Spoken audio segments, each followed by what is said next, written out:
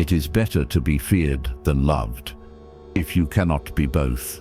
Pain is the first tyrant you meet, and it does not knock politely at your door. It sits upon your throne, issuing commands through your nerves, your doubts, your hesitations. Every man is born into this kingdom, and most never reclaim it. They avoid pain, believing they are free. But avoidance is a chain forged tighter with every retreat. Each time you flinch, you surrender. Each time you delay, you kneel. Pain becomes the general of weakness, directing your battles before you even enter the field. It whispers to you in the morning, telling you to stay in bed. It tells you to silence your ambition so you will not risk rejection.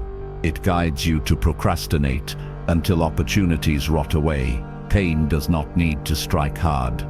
It only needs to command your fear, and once it does, it rules your life. The only way to break this tyranny is to reframe the arena. Stop treating discomfort as cruelty and recognize it as your proving ground. Pain is not an enemy sent to destroy you. It is the test that reveals whether you hold the throne of your mind or have abandoned it to shadows. When you feel the weight of anxiety in your chest, treat it as the gate you must walk through. When you feel fatigue dragging at your body, treat it as the first strike of the day's battle. Do not shrink. History repeatedly shows that men who faced suffering directly built empires within and without. The Stoics endured exile, illness, and war, not by fleeing but by holding fast to sovereignty over themselves. In the modern world, avoidance shows up in smaller ways. Numbing discomfort with endless scrolling, hiding from conflict through polite silence, dulling pain with substances instead of confronting its message. Every act of avoidance hands over more territory. The strategy is simple, but brutal. Do not let pain command you. When you feel it, stand still and breathe. Call its bluff. Then act in defiance of its order.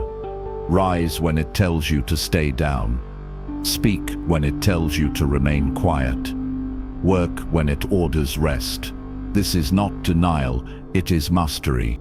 Pain will always appear, but you must decide whether it rules or serves. Remember the mantra, face pain or be ruled by it. The mind is a throne, and pain is the first test of whether you are its ruler or its prisoner. Every day you sit upon that seat, but sovereignty is not given by birth. It won in agony. The moment discomfort arrives, your crown is either secured or stripped away. If you yield to the smallest sting, you announce that your throne is occupied by another. If you confront it directly, you declare that command belongs to you. The unseen crown is invisible, but undeniable. You carry it in your posture, in your voice, in the way you move through the world. When you avoid pain, you lower it into the dust. When you face pain, you polish it with fire. The crown is not gold, it is iron. It is hardened each time you choose to stand in discomfort rather than retreat. Weak, I cannot handle this. Strong, I command myself to endure. Weak, I want relief. Strong, I want mastery. Each phrase is a weapon forged or surrendered. Control the words, and you tighten your grip on the scepter of the mind. History makes this clear. Epictetus, once a slave, lived with a broken body but refused to be ruled by it. His teachings became a fortress, proving that sovereignty is internal and cannot be stolen by circumstance. Marcus Aurelius, Emperor of Rome, wrote in his Meditations, while surrounded by war, disease, and betrayal. He did not deny pain.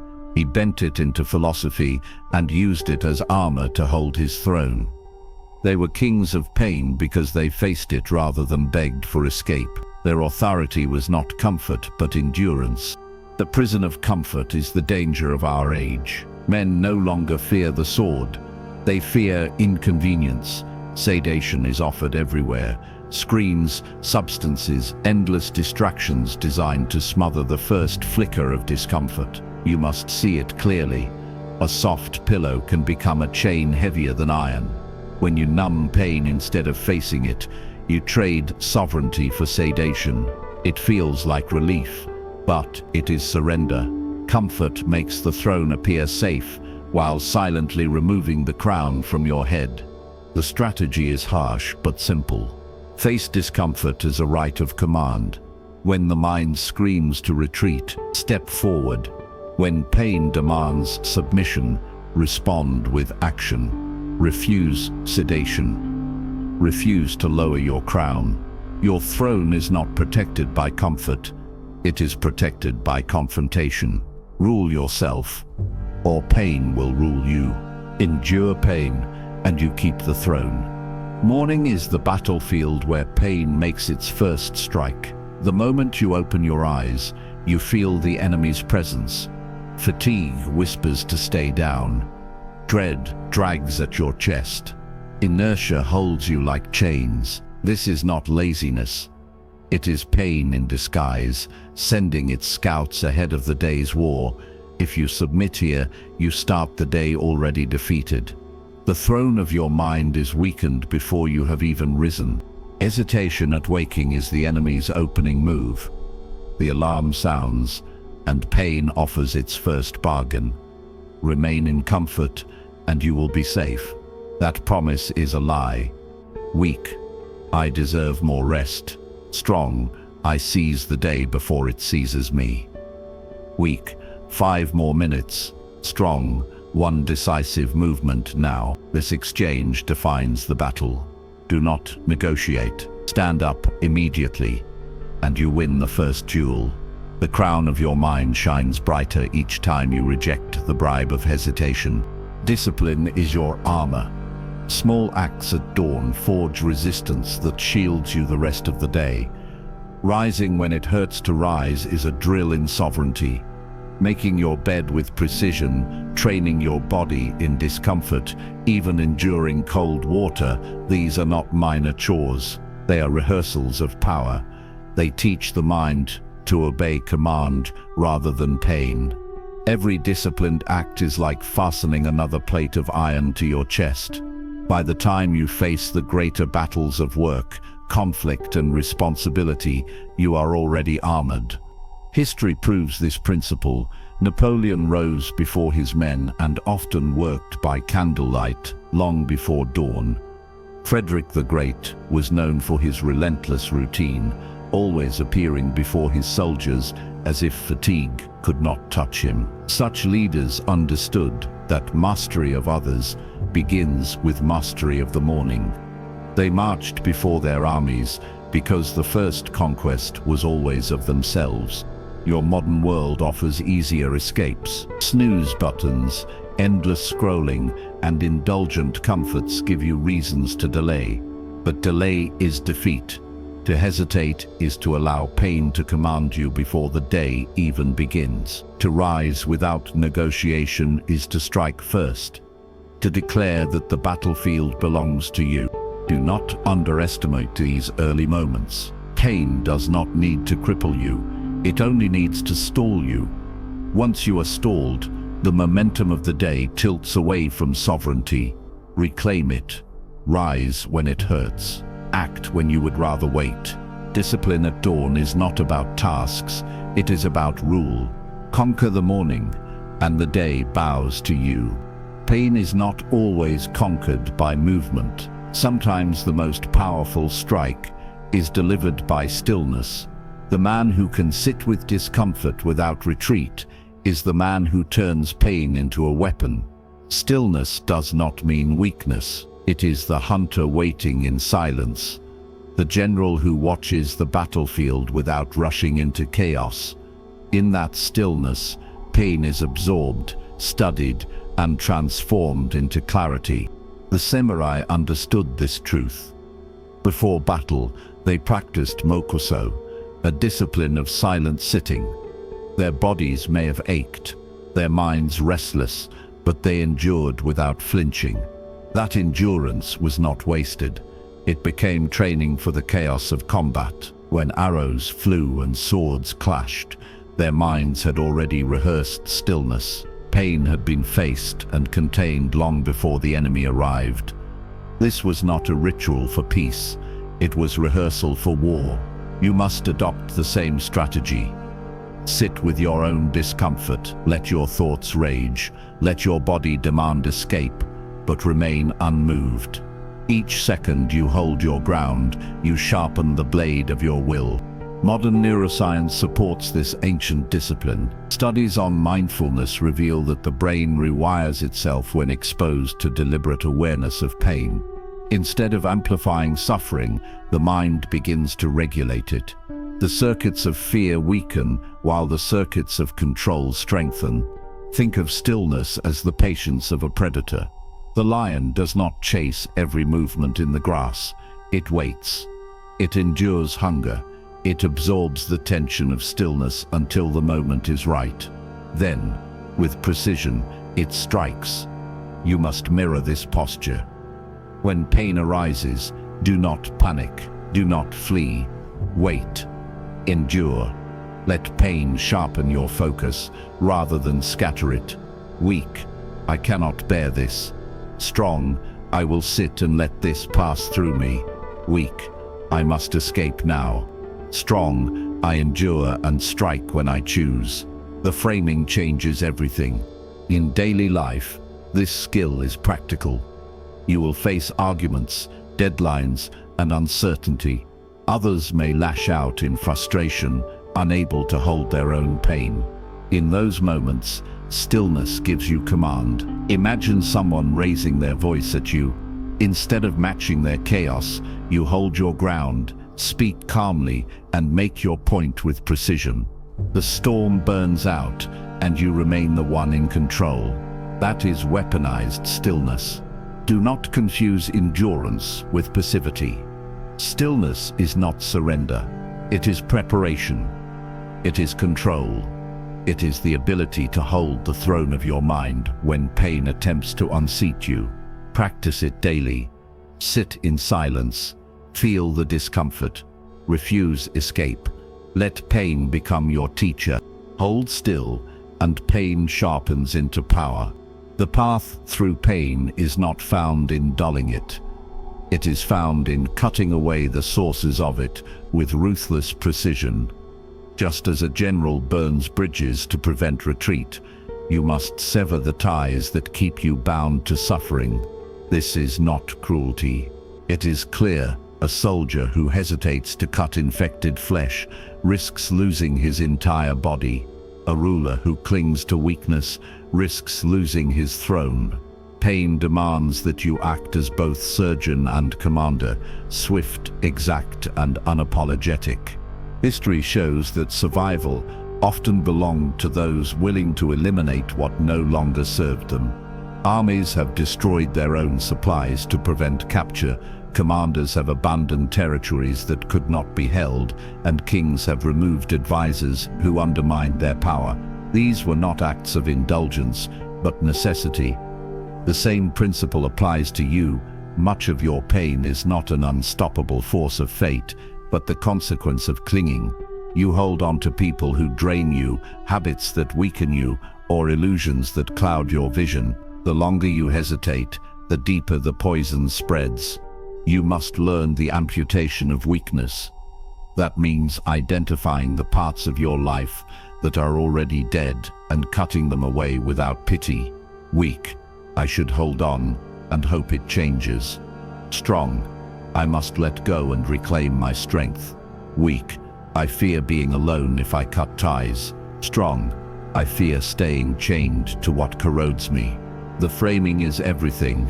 It is not about destruction for its own sake, but survival through subtraction. This extends to relationships. Pain is prolonged when you remain attached to those who bring only chaos. Cutting ties is not betrayal, it is preservation. Imagine someone who continually undermines your goals. You attempt dialogue, set boundaries, but the cycle repeats. Eventually you must act. In that moment, stillness is not enough. You must cut. Handle it with calm leadership. State your boundary clearly, without hostility, and walk away. The noise will come from them, not from you. This is not revenge. It is the sovereign protecting his realm. Adopt a surgical mindset. Precision matters. You do not slash wildly at everything that hurts. You identify the source, weigh its value, and then cut with resolve. That is how rulers endure. That is how warriors survive. The elimination must be swift, because hesitation prolongs decay. Do not explain endlessly. Do not defend endlessly. Decide, act, and move forward. The throne of your mind cannot be shared with poison. It must be protected. Cutting away what corrodes you is not loss. It is liberation. It is the ruthless art of removing what weakens so that strength can live. Cut or be consumed. It is better to be feared than loved, if you cannot be both. Machiavelli's cold observation reveals a truth about leadership. Strength must be seen, even when it is forged in private suffering. No soldier will follow a trembling general. No citizen will rally behind a ruler who broadcasts despair. Pain faced inwardly must be turned outward into a mask of command. That mask does not erase the wound. It shields it, so the world sees only resolve. This is not a pretense, it is a strategy. A predator in the wild knows never to bleed openly in the presence of rivals. Injury invites the circle of opportunists. Humans are no different. Competitors, whether in corporate boardrooms or political campaigns, watch for signs of fracture. If you conceal pain, they cannot exploit it. If you project steadiness, they hesitate. The mask of command is not a lie. It is camouflage, protecting you until recovery is secure. Consider a moment of disagreement. A leader in crisis is challenged publicly by a subordinate who senses weakness. If the leader responds with agitation, the perception of control dissolves. If instead he listens, speaks with measured tone, and redirects the room to clarity, the mask holds. Authority is preserved not by the absence of pain, but by the mastery of its display. Calm leadership is itself a weapon. This does not mean isolation or silence in private. Confidants, advisors, and trusted allies can and should know the truth. But when you step into the arena, you must appear composed. Think of the throne. The crown does not permit public trembling. The general may ache at night, but when dawn comes, his soldiers must see only steel. To confuse transparency with effectiveness is to misunderstand leadership. People draw courage from the image of unshakable command. Train yourself to separate inner struggle from outer presence. Govern your tone, posture, and expression. Direct pain into discipline. When you mask your wounds, you give your followers certainty. When you conceal your struggle, you keep rivals at bay. The lesson is timeless. Pain is private fuel, not public currency. Discipline turns suffering into silent strength. Project steadiness, protect your position, and transform your wounds into command. Show the mask, not the wound. The only counter is to send another assassin. Discipline. Discipline is the blade drawn in silence, striking excuses before they can speak twice. This is not about perfection. It is about reflexes. When pain whispers, you do not negotiate. You do not argue with the voice that says later. You cut it down at the first syllable. The general who waits until the enemy has entered the camp has already lost the battle. Victory depends on striking first. This principle has been known across time. The Spartans, raised in harsh conditions, were conditioned to silence pain before it gave birth to hesitation. The training was not cruelty for its own sake, it was preparation for war. A soldier who hesitated under the sting of wounds or the ache of exhaustion endangered not only himself, but his entire phalanx. To endure was not enough. He had to act as if pain did not exist, because the survival of the line demanded it. Discipline, learned early, became the assassin that silenced weakness before it grew into betrayal. In your life, excuses will never approach openly. They disguise themselves as reason, moderation, or even self-care. Rest today, work tomorrow. Hold back. Conserve energy. You have time. These words sound gentle, even rational, but if repeated, they carve a trench of delay. The solution is not to despise rest or deny recovery. The solution is to distinguish between honest need and seductive avoidance.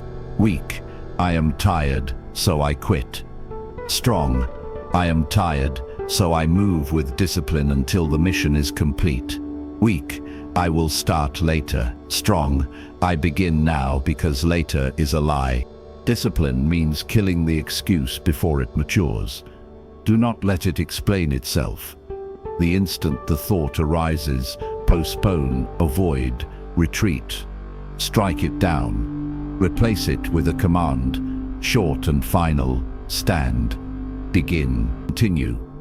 Excuses thrive on dialogue. Assassins do not argue. They end. When you train this response, you shift from negotiation to authority. Pain will always attempt to rule you through its emissaries, but authority belongs to you. By acting before excuses grow, you claim dominion. Each decisive act builds a throne from which you command yourself. Kill the excuse before it kills you. Pain is fuel. Left unused, it rots inside you. Channeled with discipline, it becomes fire that powers conquest. Every human faces the same choice: feed the wolf that devours, or feed the wolf that drives. One wolf of pain pulls you into despair, convincing you that the struggle is too heavy.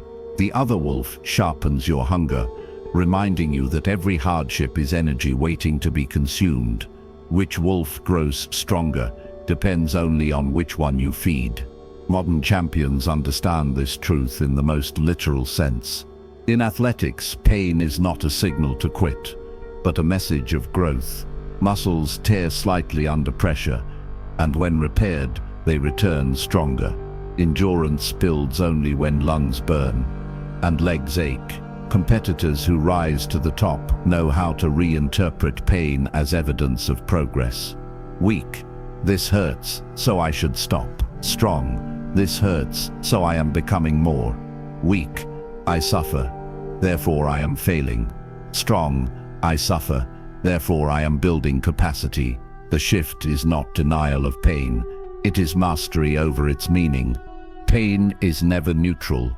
It is either devoured or it devours you. That is why you must learn to sit at the king's feast. Imagine a throne room where the table is filled not with delicacies, but with trials, setbacks, injuries, disappointments, rejections. Most people recoil at this table, starving because they refuse to eat. But the ruler who understands strategy consumes every bitter piece. Each taste is fuel. Each burn in the chest becomes nourishment for endurance. Each rejection becomes iron in the blood. The king who feasts on pain rises stronger, while the subjects who refuse it grow weaker. This does not mean recklessness. To feed the wolf that drives you, you must choose your portions wisely. Reckless indulgence in suffering for its own sake is wasteful. Strategic consumption means identifying the pain that signals growth and using it deliberately. In the gym, that means pushing through controlled discomfort that builds strength, not ignoring injury that leads to ruin. In life, it means facing rejection and failure as tuition for mastery, not endlessly seeking unnecessary punishment. The throne is sustained by discipline, not by chaos. The challenge is that excuses often appear as allies. They whisper, "This is too much, you deserve relief." In debate, someone may challenge your pace, insisting you should slow down. Calm leadership means not snapping back, but responding with clarity. "I hear your concern, But I choose to continue because this pain is investment, not destruction. You do not need to argue further. You act, and your results will speak. Authority is established not by volume, but by steady command. The wolves of pain will always be present. One waits for you to collapse so it can devour your will. The other waits for you to harness its hunger and conquer. Feeding the wrong wolf means decline. Feeding the right wolf means power. The throne you build tomorrow depends on the feast you accept today. Feed the wolf that drives you. Life places you on a chessboard where your opponent is in pain itself. Every move you make, it counters. Every advantage you hold, it tests. Weak players resign at the first sign of pressure. Strong players accept the challenge and grow sharper. Pain is not only an adversary, but also a teacher, and, at times, an ally. It forces you to play with depth instead of drifting aimlessly. Pain's first move is the opening gambit. It sacrifices your comfort to test how you respond. Like a grandmaster giving up a pawn, life strips you of ease so it can expose your true strategy. You cannot cling to comfort and expect to expand your power. In the gym, the burn of exertion is the pawn offered. In relationships, the sting of rejection is the opening probe. In work, the failure of an idea is the first move that demands you adjust. If you avoid the gambit, you surrender initiative. If you accept it, you begin learning to think several steps ahead. Every defeat under pressure becomes an instruction in resilience. Losing to pain does not mean permanent failure. It means you are being educated in endurance. Champions in sport, business, and leadership rarely win because they never lose. They win because they extract lessons from every setback. Weak. I failed, therefore I am incapable. Strong. I failed, therefore I have identified my weakness. Weak. I lost, so I must retreat. Strong. I lost, so I must sharpen my play. Each shift in perspective is a new strategy carved from defeat.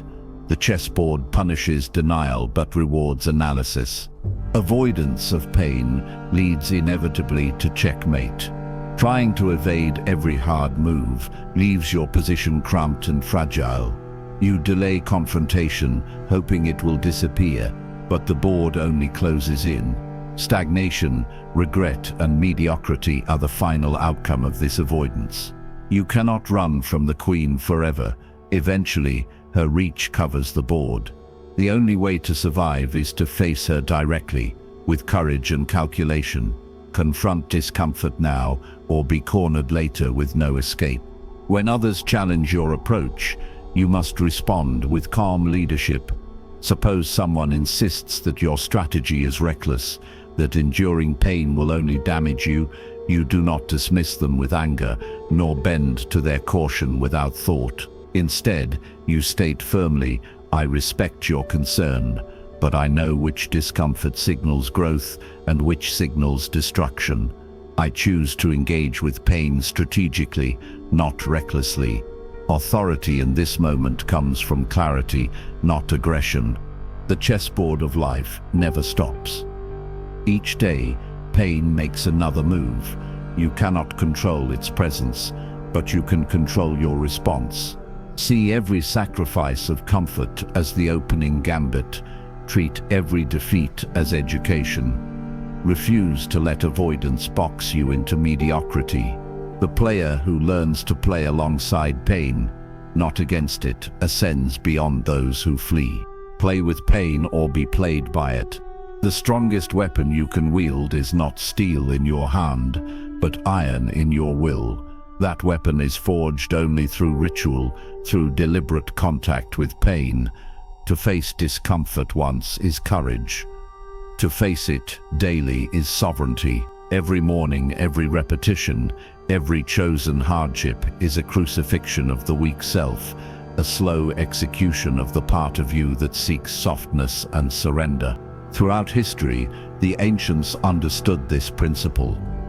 The Spartan trained boys by exposing them to cold, hunger, and relentless drills, shaping them into warriors who could endure far more than their enemies. Monastic asceticism stripped away comfort to carve inner fortitude, using silence, fasting, and discipline as tools of mastery.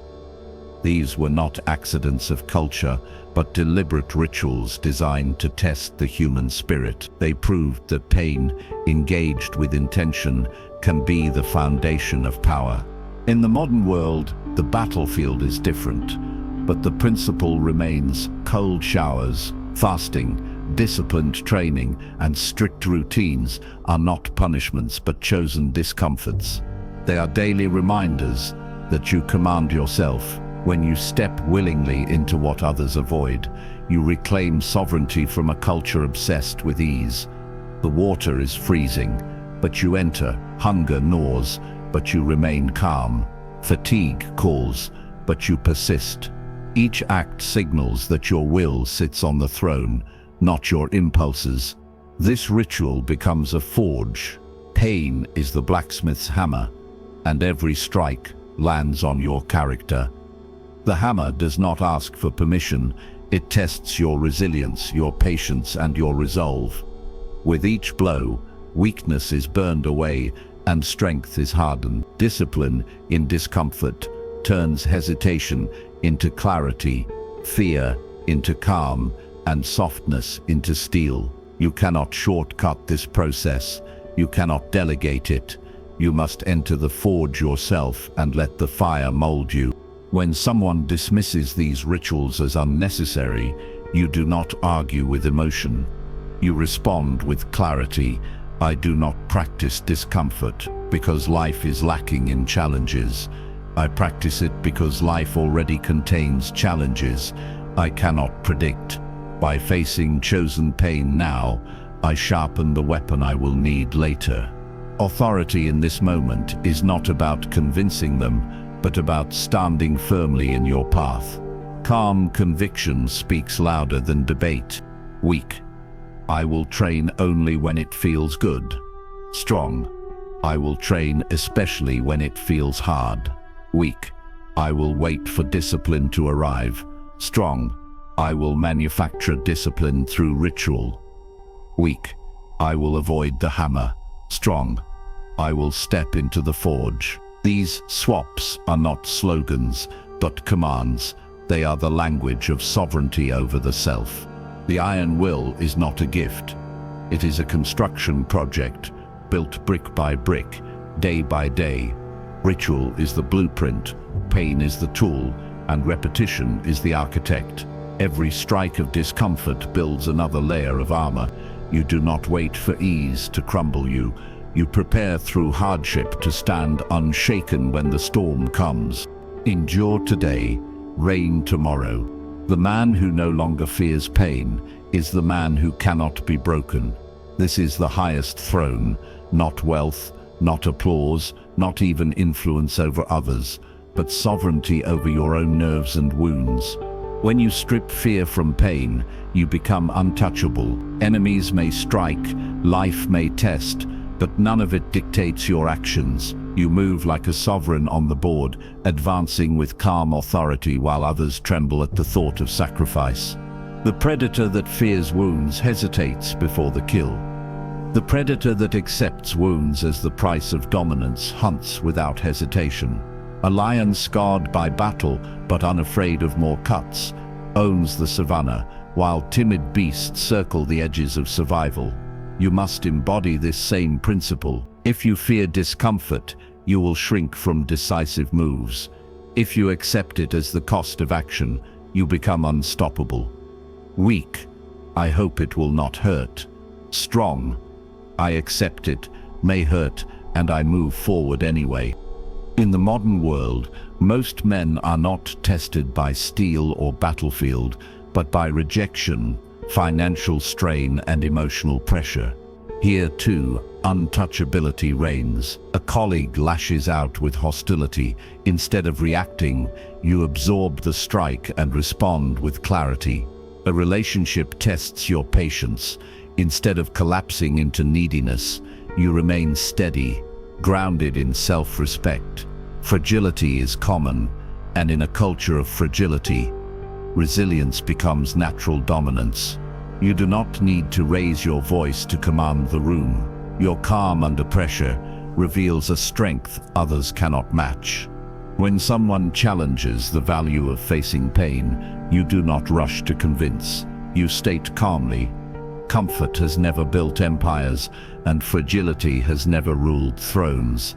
Then you continue on your path. You do not waste energy defending what your results already prove. This is not arrogance, it is the discipline of conserving strength. Leaders who react to every doubt exhaust themselves. Leaders who remain composed in disagreement radiate authority without needing to demand it. The path to untouchability is not mystical, it is practical. Step into discomfort deliberately. Train your body, train your mind, face small pains every day until fear loses its hold. Refuse to let insults penetrate. Refuse to let setbacks paralyze. Refuse to let wounds define you. Pain may arrive, but it no longer commands your movements. That throne belongs only to you. Fear pain no longer, and nothing can touch you. At first, pain appears as an external tyrant. It strikes your body, weighs down your spirit, and bends your will. It seems like a merciless enemy determined to break you. But this perception is incomplete. Once you endure long enough to see clearly, you realize pain is not only the executioner, it is also the general training you for sovereignty. It forces you into discipline. It sharpens your strategy. It reveals weaknesses you would rather hide. If you treat it as teacher rather than tormentor, it becomes the very crucible that forges your power. Integration begins here. No longer fighting against pain as foreign invader, but commanding it as an internal ally. Every duel has a moment of stillness before the strike. This is the silence where men often fold. You anticipate the blow. You want to escape. You invent excuses to delay. Yet sovereignty is claimed only when you strip away every justification. You meet the blade directly. You feel the burn without distraction. This is the duel, not just enduring, but refusing to flinch, refusing to turn your eyes away. Weak, I must avoid pain at all costs. Strong, I meet pain and master it. This is where hesitation dies and decisive action is born. In strategy, he who fears sacrifice loses the game. On the chessboard, you must sometimes surrender a piece to command the field. In politics, you must sometimes withstand hostility to preserve authority. In your personal life, you must sometimes endure hardship to protect your values. Pain is the currency of all serious victories. You cannot evade it and still rise. You can only decide whether you will face it with dignity or be ruled by the fear of it. Some will disagree. They will argue that avoiding pain is wiser, that comfort is the true prize. When confronted with this, you do not argue endlessly. You answer with composure. Comfort is temporary, but fragility is permanent. Then you move forward, not wasting energy convincing those unwilling to see. Calm refusal to debate what your actions already prove is itself a mark of mastery. Ascension is the final stage. Here pain no longer occupies the throne above you. You do not deny its existence, nor do you pretend it brings joy. You simply place it beneath you as a servant, as raw material you shape into strength. The duel is not about erasing pain, it is about establishing rule over it. When wounds arrive, you do not crumble. When setbacks strike, you do not beg fortune for mercy. You accept the trial, bend it into discipline, and rise higher than before. In that moment, pain transforms. It is no longer feared, because it is no longer mastered, it is ruled. This is the convergence of all paths. The battlefield that forged resilience, the chessboard that taught sacrifice, the predator that hunted through wounds, the throne that demanded sovereignty, all are gathered here. in the duel with pain itself. This is the decisive moment where you either retreat into comfort or ascend into authority. Command yourself now. Stand before your pain without disguise. Welcome it as general, face it as an opponent, and rule it as sovereign. In that act, the throne becomes yours.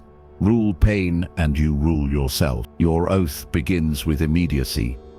Do not wait for some mythical perfect time to harden yourself. When discomfort arises, meet it head-on, stand in the fire, and breathe until it no longer burns. The one who acts now gains momentum. The one who delays becomes prey. Every moment you hesitate, pain grows into chains.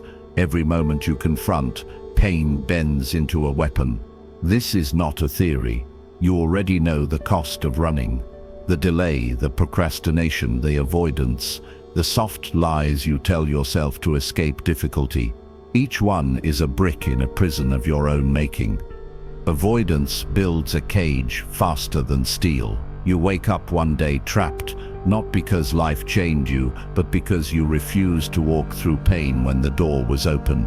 Understand this with clarity. Pain avoided is pain multiplied. The small workout skipped becomes years of weakness. The conversation avoided becomes resentment that poisons. The fear you shield yourself from grows into a tyrant that rules your choices. You cannot escape the duel. You either fight now on the open field or be dragged later into the dungeon. Make the oath clear to yourself. No retreat, no excuses. When pain knocks, you answer. When the weight feels heavy, you lift it anyway. When the truth feels sharp, you speak it anyway. Do not wait for comfort. Comfort is the bribe of the weak. Sovereignty requires discipline, and discipline is forged only by pain endured willingly. Picture this. Someone challenges you, doubts your ability, questions your resolve. The weak response is defense and anger. The strong response is calm acknowledgement and decisive action. You do not argue, you do not shrink. You demonstrate through endurance. Leadership is not loud, it is steady under pressure. That steadiness is born from confronting pain directly, not avoiding it. Weak. I can't handle this now. Strong. I was made to handle this now. Weak. This is unfair. Strong. This is training. Your throne is not given. It is earned by how you meet pain. Every time you rise instead of retreat, you carve your seat in stone. Every time you step forward instead of back, you hammer your crown into place. Do not waste another day waiting for freedom. Freedom is the prize of those who face the duel willingly. Take the oath today. Say it in your actions, not just your words. Pain will appear. Welcome it.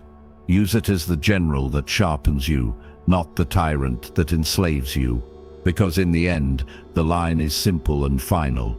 Face it now, and pain becomes your servant. Run from it, and pain becomes your master.